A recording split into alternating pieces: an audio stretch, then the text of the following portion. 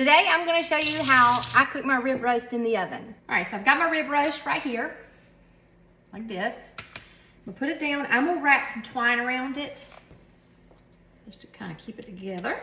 Everybody does something different, but I did salt it down really good, and I put it on I put it on this drain rack right here, and let it sit in the refrigerator overnight.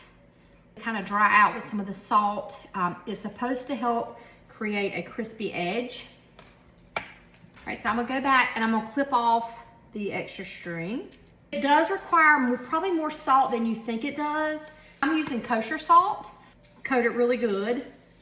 Put some pepper on there. And we're gonna just kind of mash it in. We're gonna flip it. We're gonna do the same thing with the other side. I'm gonna set that to the side for just a minute. I'm gonna make a little bit of a herb butter. I'm gonna use my basil blend. This is a seasoning that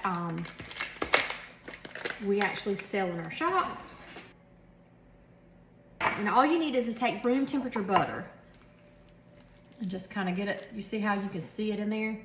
I'm gonna flip my piece of meat back over because this is the way I'm gonna roast it. And I'm gonna just put it on top and just spread it out. Now, if you have fresh herbs, by all means, use them. This was kind of a last minute. This was not planned.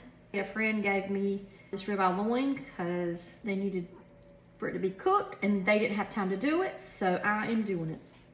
All right, we're gonna start the oven on 450 degrees and we're gonna bake it just like this for 30 minutes, and then we're gonna turn it down to 325 degrees, and then it's gonna go for a couple of hours, or until we reach our desired temperature on the inside. For medium rare, you want to be about 130 to bring it out and let it rest for a good 10-15 minutes.